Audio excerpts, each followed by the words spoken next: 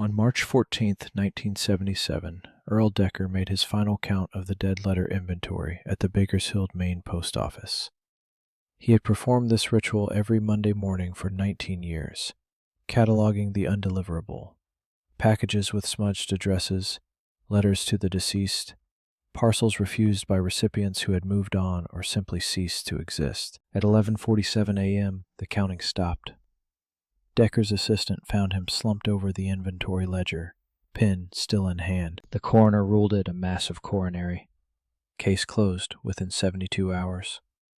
A good man, everyone said. Devoted public servant. But the coroner's report didn't explain why a postal employee earning $14,000 a year had deposited $63,000 in cash over the previous 18 months.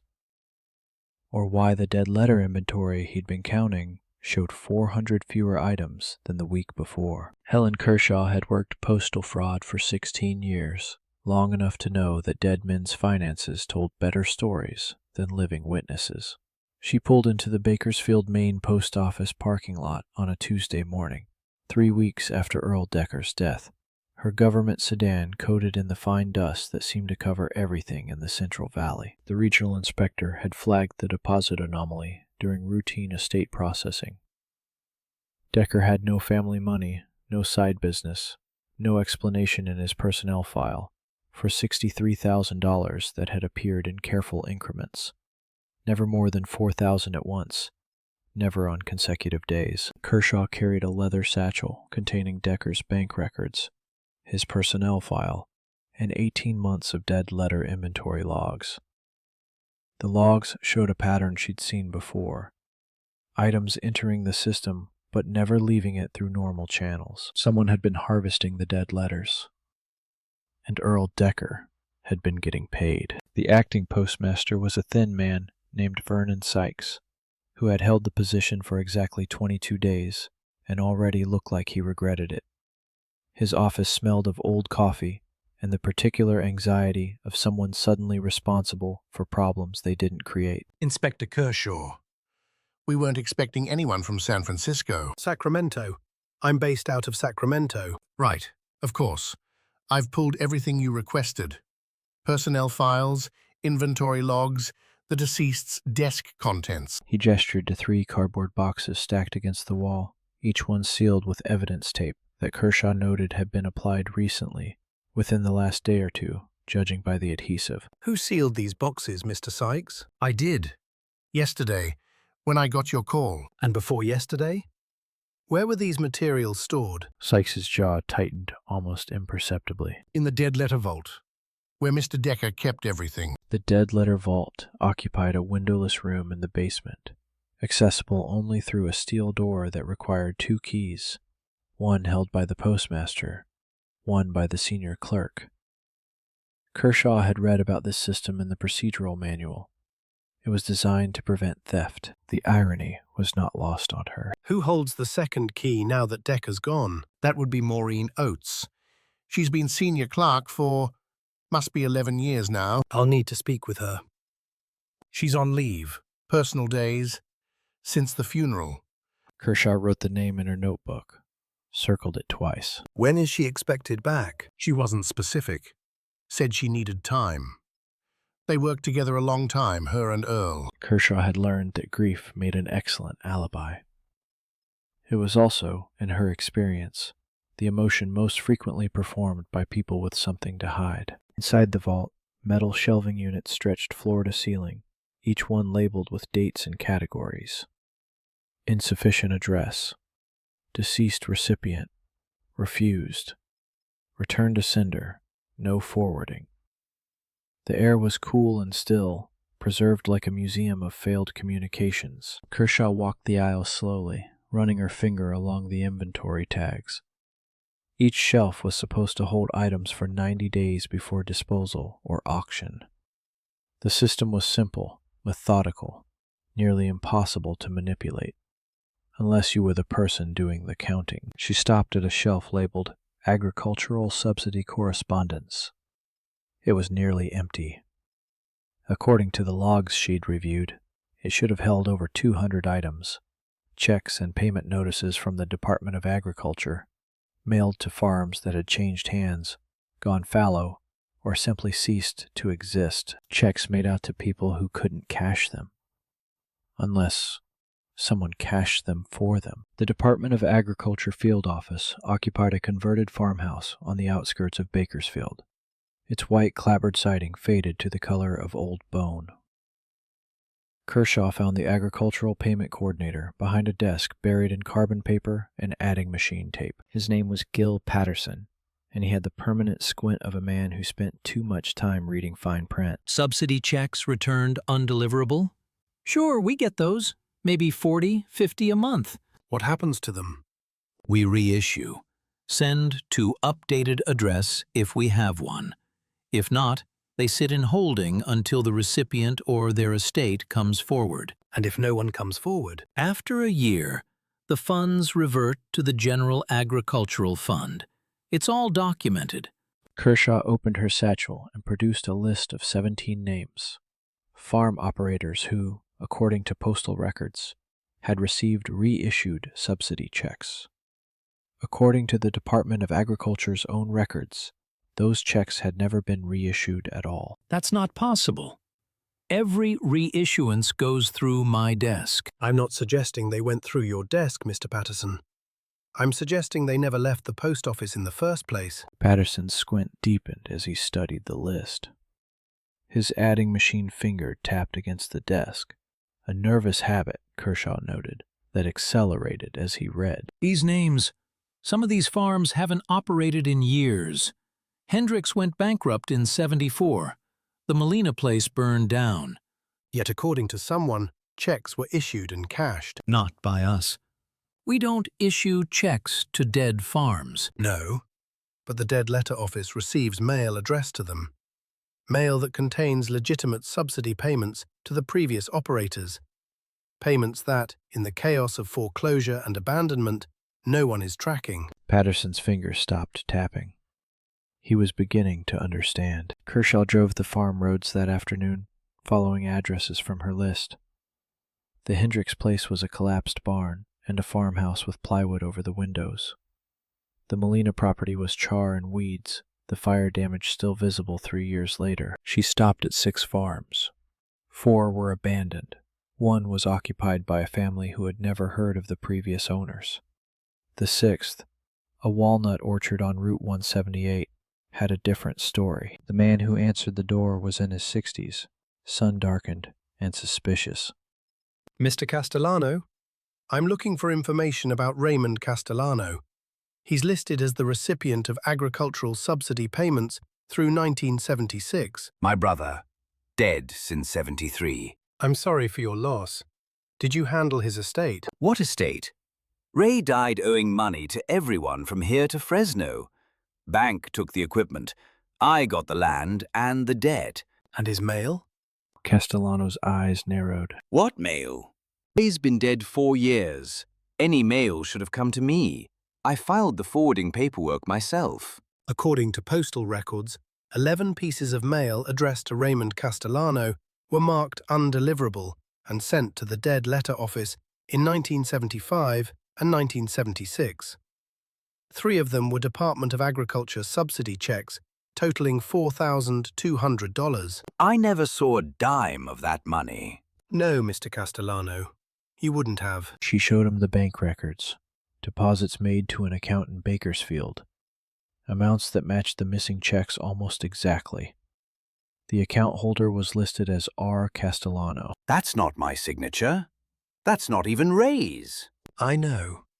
Someone opened this account using your brother's name and social security number. Someone with access to his mail. Castellano stared at the documents for a long moment. When he looked up, his suspicion had transformed into something colder. Who? Back at her motel room that evening, Kershaw spread her evidence across the bed. Bank records, inventory logs, the list of 17 names, all deceased or displaced farm operators, all recipients of subsidy payments that had vanished into the dead letter system. The pattern was elegant in its simplicity. Agricultural checks arrived at the post office addressed to people who no longer existed at those addresses. Instead of being returned to sender or held for proper disposition, they were routed to the dead letter vault, and from there they disappeared, cashed through accounts opened in the recipients' names, deposits made in careful increments designed to avoid bank reporting requirements. Earl Dekker had been the gatekeeper. 19 years of counting dead letters had taught him exactly which ones were worth stealing, but $63,000 over 18 months required more than opportunity. It required someone who could open bank accounts, forge signatures, cash checks without raising suspicion. Dekker hadn't worked alone. Maureen Oates lived in a small house on a quiet street in Oildale, the kind of neighborhood where everyone knew everyone else's business and pretended not to. Kershaw found her on the third day of her supposed personal leave, watering tomato plants in her backyard. She was a small woman in her 50s, with the careful posture of someone who had spent decades standing at sorting tables. Mrs. Oates, I'm Helen Kershaw, Postal Inspection Service. The watering can continued its arc for a moment too long, flooding the base of a tomato plant until water pooled on the dry soil. I've been expecting someone. Not this soon, but someone. Why is that? Because Earl's dead, and questions follow death like crows follow a plow. Kershaw noted the metaphor, agricultural, instinctive. Maureen Oates had grown up on a farm. I suppose you want to come inside. The interior of the Oates house was immaculate and sparse, furnished with the careful economy of someone who had never had money to waste. Kershaw accepted a glass of iced tea and sat at a kitchen table covered with a plastic floral cloth. Earl was a good man. Whatever you think you know, that part is true. I'm not here to judge Mr. Dekker's character, Mrs. Oates. I'm here to understand what happened to approximately $340,000 in agricultural subsidy payments over the past 4 years. The number landed like a stone in still water. Maureen Oates's face went pale, then carefully blank. I don't know anything about that. You held the second key to the dead letter vault. You and Mr. Dekker were the only employees with access to that room. Access isn't involvement, Inspector. No, but involvement leaves traces, and I'm very good at finding traces. Earl never stole anything in his life. He was the most honest man I ever knew. The deposits in his bank account suggest otherwise. I don't know anything about his bank account. What do you know about Mrs. Oates? The woman's hands tightened around her iced tea glass. Kershaw watched the knuckles whiten. I know that dead letters break your heart. 23 years I've worked that vault. Letters to people who've died, packages for children who've grown up and moved away, checks for farms that don't exist anymore. All that hope going nowhere. That's very poetic. It doesn't answer my question. I'm telling you what I know. I know that some things get lost. I know that the inventory doesn't always match.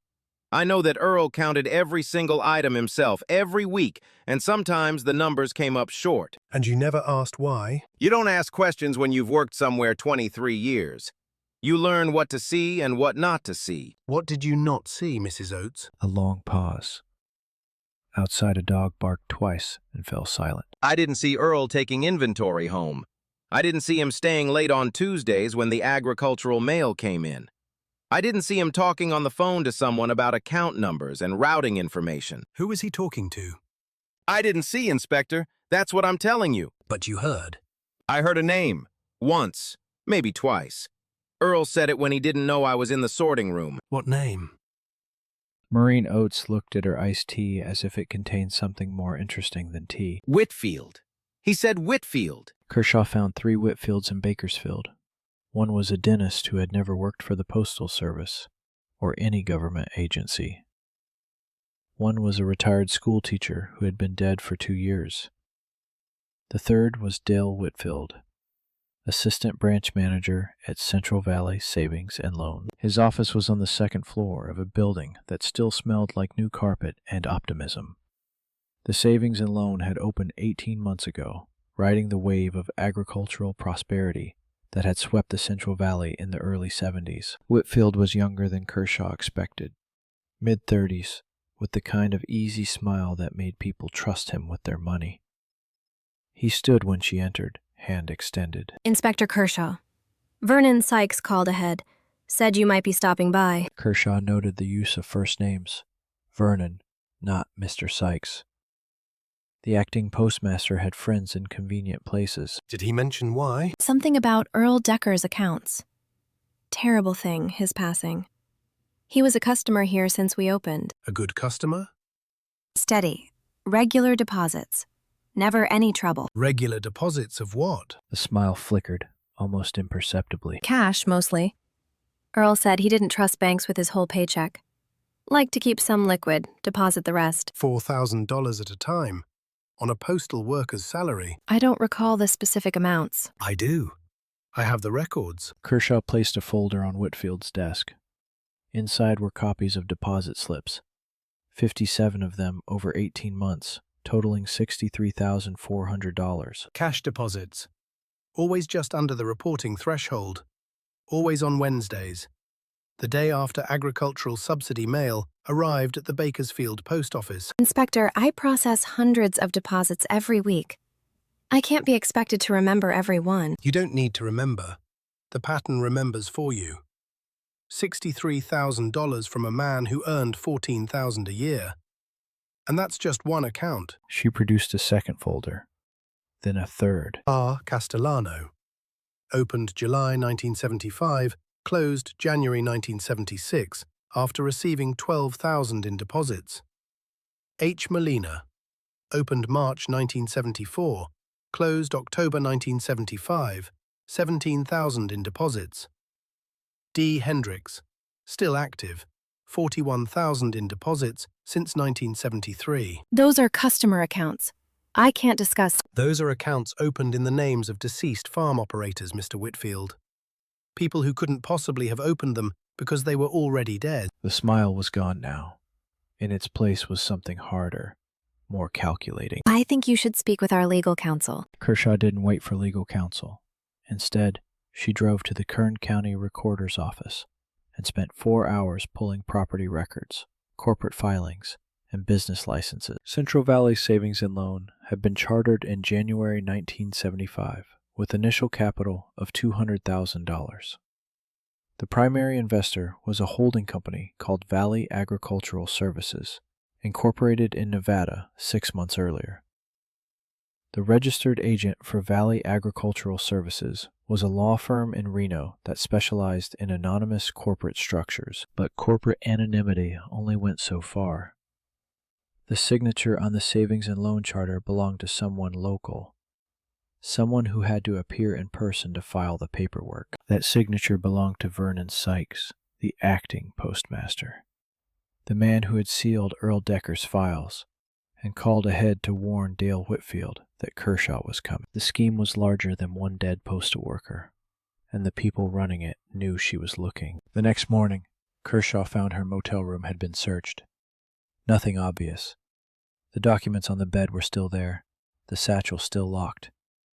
But the careful arrangement she had left, the specific angles and overlaps that told her if anything had been moved, were all wrong. Someone had photographed her evidence, or copied it, or simply wanted her to know they could reach her. She made 2 phone calls.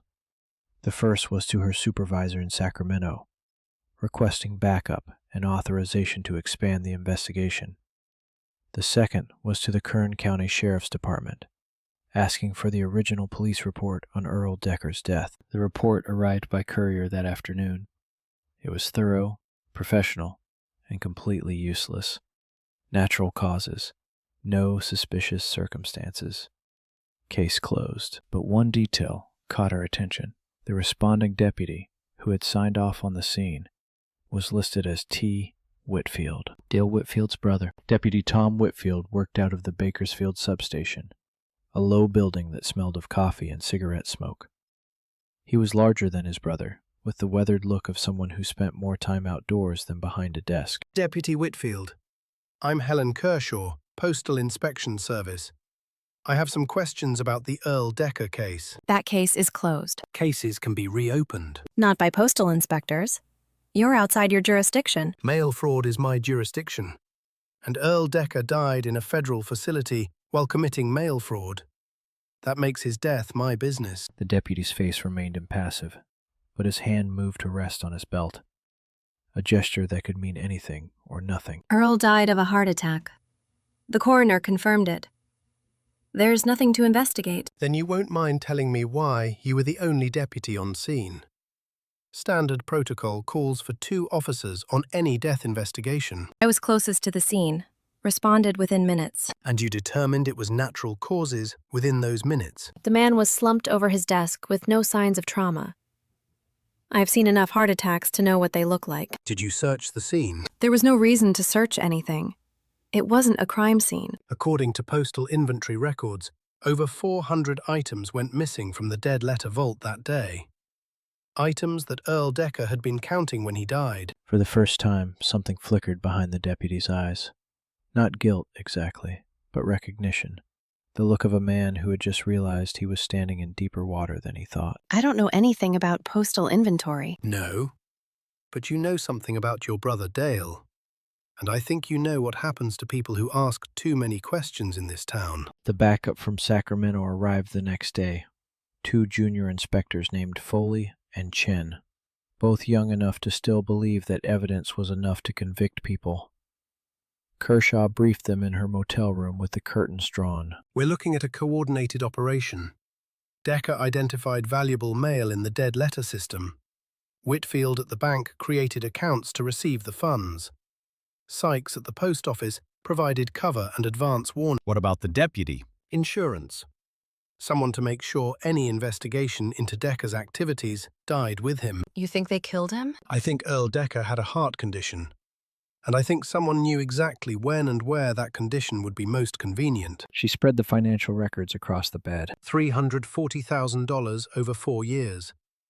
Agricultural subsidies, pension checks, insurance payments, anything valuable that came through the dead letter system. We need to trace every account, every deposit, every signature. The 3 inspectors spent the next week building their case. Foley traced the bank accounts, 17 in total, each one opened in the name of a deceased or displaced farm operator. Chen worked the postal records, documenting every discrepancy in the dead letter inventory since 1973. Kershaw followed the money upstream to the Department of Agriculture payments that had been diverted before they could be returned to the government. The total grew with each new discovery. $340,000 became $380,000, then $410,000. But paper trails only went so far. They needed testimony. Someone inside the operation who would confirm what the documents suggested. On the 8th day, Maureen Oates called. Inspector Kershaw, this is Maureen. I've been thinking about what you said. What did I say, Mrs. Oates? That you're good at finding traces. Well, I've been living with traces for 4 years, and I'm tired of pretending I don't see them. They met at a diner outside Oildale, far enough from Bakersfield that Maureen felt safe talking. She had aged 10 years in the 2 weeks since Kershaw first met her. Earl didn't start it. You need to understand that. He was recruited. By whom? Sykes. Vernon Sykes. They grew up together, went to the same church. When Vernon started at the post office, he was just a clerk like me, but he had ambitions. What kind of ambitions? The kind that require money you don't have. Vernon wanted to be somebody in this town, and he found a way to make that happen. When did it start? 1973, right after the agricultural boom. Suddenly there were all these subsidy checks flowing through, and half of them were going to addresses that didn't exist anymore. Vernon saw an opportunity. At first it was small, a few checks here and there, amounts that wouldn't be missed. Earl said it was victimless. The money was just sitting there, going nowhere. But it grew. It always does, doesn't it? Vernon brought in his banker friend, then the deputy to make sure nobody looked too close. Before long, they were taking everything valuable that came through the vault. And Earl? What was his role? Earl picked the targets. He knew the inventory better than anyone. He could tell which checks would be missed and which ones had been forgotten. He called them the quiet ones, the payments nobody was waiting for. Did you help him? Maureen's hands tightened around her coffee cup. I turned the second key.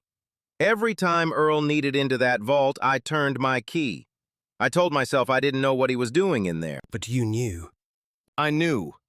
God help me, I knew. Why are you telling me this now? Because Earl is dead.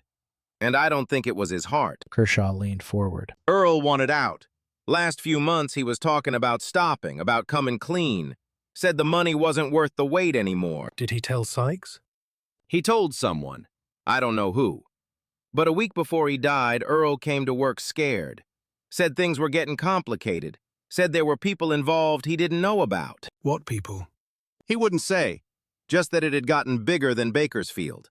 That there was money coming in from outside and people who didn't like loose ends. Kershaw thought about the corporate structure she had traced. The Nevada holding company, the anonymous investors, the carefully layered ownership. Earl wasn't just skimming dead letters anymore. He'd stumbled into something larger. And then he had a heart attack. Convenient, isn't it? That night, Kershaw drove to the coroner's office in Bakersfield. The night clerk was a young man named Martinez, who looked like he'd rather be anywhere else. I need the autopsy report on Earl Dekker, March 14th, 1977. That case is closed. You'd need authorization from... Federal authorization. I have it. She produced her credentials and a warrant she had obtained that afternoon. Martinez examined them with the weariness of someone who knew better than to argue with federal paperwork. The autopsy report confirmed what the death certificate stated: myocardial infarction, consistent with Dekker's documented heart condition. But Kershaw noticed something the original investigators had apparently overlooked. The toxicology panel had been ordered, but never completed. The space for results was blank, marked only with a handwritten note. Samples disposed per standard protocol. Standard protocol required 90 days of retention. Dekker had been dead for 24. Kershaw called Foley and Chen to an early morning meeting. The evidence was mounting, but the picture was still incomplete. Dekker was the weak link. He wanted out, and someone made sure he couldn't talk. The toxicology samples were destroyed within 3 weeks of his death. You think he was poisoned? I think someone helped his heart condition along. Something that would trigger an attack, but metabolize quickly. The coroner would see a heart attack, because that's what they expected to see. Can we prove it? Not anymore. But we don't need to prove murder to prove fraud. We have the bank records, the inventory discrepancies, Maureen Oates's testimony. That's enough to bring charges against Sykes and Whitfield. What about the deputy? He's a local matter. We hand him to the state attorney general with everything we have on the botched investigation. She gathered the files, her jaw set. It's time to bring this to Sykes directly. He's the center of this. Break him, and the whole thing falls apart. The Bakersfield Main Post Office was quiet when Kershaw arrived at 7 a.m., before the public doors opened. She found Vernon Sykes in his office, reviewing paperwork with the nervous energy of a man expecting bad news. Mr. Sykes, I think it's time we had an honest conversation. I've told you everything I know, Inspector. No, you've told me everything you wanted me to know. There's a difference. She placed a folder on his desk. Inside were copies of the corporate filings, his signature on the savings and loan charter, the Nevada holding company records, the chain of ownership that led back to this office. You founded Central Valley Savings and Loan using money stolen from the dead letter system. You recruited Earl Dekker to identify targets and Dale Whitfield to launder the proceeds. When Dekker wanted out, you made sure he couldn't talk. That's a serious accusation. It's not an accusation. It's a summary of the evidence I'm presenting to the U.S. Attorney this afternoon. You have no proof. Just circumstantial. I have Maureen Oates. She's prepared to testify that Earl Dekker told her everything. The targets, the bank accounts, the split. Sykes's face went gray. I also have 17 bank accounts opened in the names of dead people, all at a savings and loan you secretly own. I have 4 years of inventory discrepancies that match those deposits exactly. And I have a toxicology report that was destroyed 3 weeks after Earl Dekker died. A report that should have taken 90 days to process. I didn't kill Earl. Whatever you think happened, I didn't. Then who did? Because someone ordered those samples destroyed. Someone made sure the deputy on scene was Dale Whitfield's brother. Someone has been running interference on this investigation since the day I arrived. Sykes's mouth opened and closed. His hands gripped the edge of his desk. You're not the top of this pyramid, are you, Mr. Sykes? Someone else is pulling the strings. I want a lawyer. You'll have one. At your arraignment. But right now you have a choice. Tell me who's behind this, and the U.S. Attorney might consider your cooperation when recommending sentencing. You don't understand. These people... The office door opened. Dale Whitfield stood in the doorway, his easy smile nowhere in evidence. Vernon, I think you should stop talking. Mr. Whitfield, I wasn't expecting you. I heard you were making accusations. Thought I should be here to protect my interests. Kershaw noted his positioning, blocking the door, his right hand resting casually at his side. Not threatening exactly, but aware. Your interests are going to need more protection than you can provide. I have federal warrants for both of you. Mail fraud, wire fraud, conspiracy. If Earl Dekker was murdered, we'll add accessory after the fact. Earl had a heart attack. Everyone knows that. Everyone knew what they were told to know. That's changing. Inspector, you're a long way from Sacramento. And you're making a lot of noise in a town where people prefer quiet. Is that a threat, Mr. Whitfield? It's an observation. Bakersfield has a way of taking care of its own problems. The door behind Whitfield opened wider. Deputy Tom Whitfield stepped into the room, his hand resting on his service weapon. Inspector Kershaw, I got a report of a disturbance at the post office. The only disturbance here is the one your brother and Mr. Sykes have been running for 4 years. T. Whitfield, you're going to need to come with me. On what grounds? T. Whitfield, obstruction of justice, harassment of local officials. Take your pick. Kershaw reached slowly into her jacket pocket. Both Whitfield brothers tensed. Easy. I'm just getting my radio. She keyed the transmit button 3 times, the signal she had arranged with Foley and Chen. The front doors of the post office burst open. Foley and Chen entered with 4 Kern County Sheriff's deputies, not Tom Whitfield's colleagues from the substation, but investigators from the Internal Affairs Division, summoned from Fresno the night before. Vernon Sykes, Dale Whitfield, Thomas Whitfield. You're under arrest. The room erupted. Tom Whitfield's hand closed on his weapon, but 2 IA deputies were already moving, forcing his arm down and pinning him against the wall. Dale Whitfield tried to run and was tackled in the hallway. Sykes simply collapsed into his chair, all the fight gone out of him. I told you I was presenting evidence to the U.S. Attorney this afternoon. I didn't mention that the presentation already happened. Last night. By phone. She watched as the 3 men were cuffed and read their rights. It should have felt like victory. Instead, it felt like the beginning of something larger. There's still someone else. Someone who set this up and walked away clean. The interrogations took 3 days. Sykes broke first, trading everything he knew for a reduced sentence. Whitfield held out longer, but even he couldn't argue with the paper trail. The scheme had started small, just as Maureen Oates described. Sykes identified the opportunity. Dekker provided access. Whitfield handled the money. But in 1975, someone new had entered the picture. An investor who offered to expand the operation in exchange for a cut of the profits. The investor had provided capital for the savings and loan, established the Nevada Holding Company, and connected them with similar operations in Fresno, Stockton, and Modesto. Dead letter offices across the Central Valley, all feeding into a network of fraudulent accounts. Sykes knew the investor only by a voice on the phone and a series of wire transfers. But the corporate records told a different story. The registered agent in Nevada had made one mistake.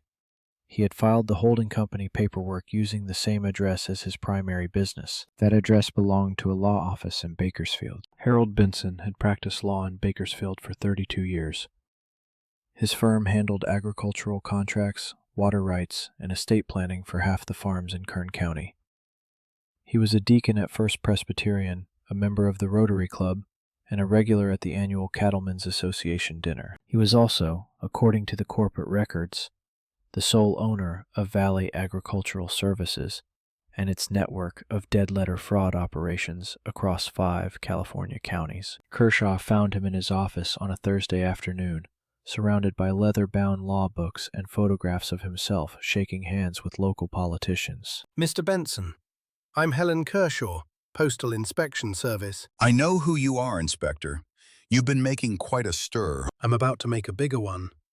Vernon Sykes and Dale Whitfield have both implicated you as the organizer of a multi-county mail fraud conspiracy. Benson didn't flinch. He smiled the practiced smile of a man who had spent decades managing other people's problems. Men facing federal prison will say anything. You know that. They might, but corporate records don't lie. Your signature is on the holding company paperwork. Your address is on the registered agent filing. And your bank, not Whitfield's, yours, received wire transfers totaling over $200,000 from accounts we've now traced to the fraud network. All of which can be explained. I provide legal services to many agricultural businesses. Some of them may have been involved in improper activities without my knowledge. That explanation might work if you hadn't also been Earl Dekker's personal attorney for the past 6 years. If you hadn't drafted his will 3 months before he died. If you hadn't been the one to recommend destroying his toxicology samples to your friend the coroner. For the first time, Benson's smile faltered. Earl Dekker wanted out. He came to you for legal advice, didn't he? Wanted to know if he could make a deal with federal prosecutors. And you decided he was too dangerous to let talk. That's speculation. You have no evidence. I have your phone records. 3 calls to the coroner's office in the week after Dekker died. 2 calls to Deputy Tom Whitfield the day before. Kershaw stood, gathering her files. Here's what I know, Mr. Benson. Earl Dekker had a heart condition. A bad one, according to his medical records. And someone with access to those records knew exactly how to exploit it. I'm not a doctor. No, but you're a lawyer who handles estate planning. You have clients who die all the time. Clients whose medications you help manage through power of attorney arrangements. Clients whose digitalis prescriptions you could access without anyone asking questions. The word hung in the air. Digitalis. A common heart medication that, in the wrong dose, could trigger exactly the kind of heart attack that had killed Earl Dekker. The toxicology samples are gone. You made sure of that. But Dekker's prescription records aren't. And your client files aren't. And somewhere in those files, I'm going to find evidence that you had access to the drug that killed him. You're fishing, Inspector. I'm building a case. And right now, that case is looking like felony murder. Harold Benson reached into his desk drawer. For a moment, Kershaw's hand moved toward her jacket. But what he produced was not a weapon. It was a small glass bottle, half empty, with a prescription label. Digitalis. For my own heart condition, Inspector. Diagnosed in 1971. He set the bottle on the desk between them. You're right about everything. The fraud, the network, Earl Dekker, all of it. You're confessing? I'm stating facts. Facts that will never see a courtroom. He opened the bottle and poured the remaining pills into his palm. Kershaw counted 6. I'm 73 years old. I've had 2 heart attacks. A third will kill me. And at my age, no one will question it. Put those down, Mr. Benson. You can have your answers, Inspector, or you can have your trial, but you can't have both. His hand moved toward his mouth. Kershaw moved faster than she had in years, lunging across the desk and knocking the pills from Benson's hand. They scattered across the floor like tiny white teeth. You should have let me. I don't let anyone take the easy way out. Not after what you did. She pressed him back into his chair, one hand on his chest. His heart was racing beneath her palm. Not healthy, but not dying either. Earl Dekker trusted you. He came to you for help, and you killed him. Earl was a liability. He would have destroyed everything I built. You built a fraud operation that stole from dead farmers and their families. You built nothing worth protecting. She could hear sirens in the distance. Foley and Chen, responding to the silent alarm she had triggered on her radio when Benson opened his desk drawer. Harold Benson, you're under arrest for the murder of Earl Dekker and conspiracy to commit mail fraud. You have the right to remain silent. Harold Benson died of a heart attack 6 weeks later in the medical wing of Kern County Jail, before his case could go to trial. The digitalis overdose Kershaw had prevented simply found another way. Vernon Sykes pleaded guilty to mail fraud and conspiracy, receiving 12 years. Dale Whitfield received 8. Deputy Tom Whitfield lost his badge and served 3 years for obstruction of justice and evidence tampering. The dead letter fraud network was dismantled across 5 counties. $412,000 in stolen agricultural subsidies was identified, though less than half was ever recovered. Maureen Oates testified against everyone who had survived to face trial. She received immunity in exchange for her cooperation and retired from the Postal Service 3 months later. Helen Kershaw filed her final report on June 14, 1977, exactly 3 months after Earl Dekker made his last count of the dead letters. The case was closed, the files sealed, the money written off. The dead letter office in Bakersfield continued its quiet work. Mail arrived, mail departed, and some things, as always, were simply lost.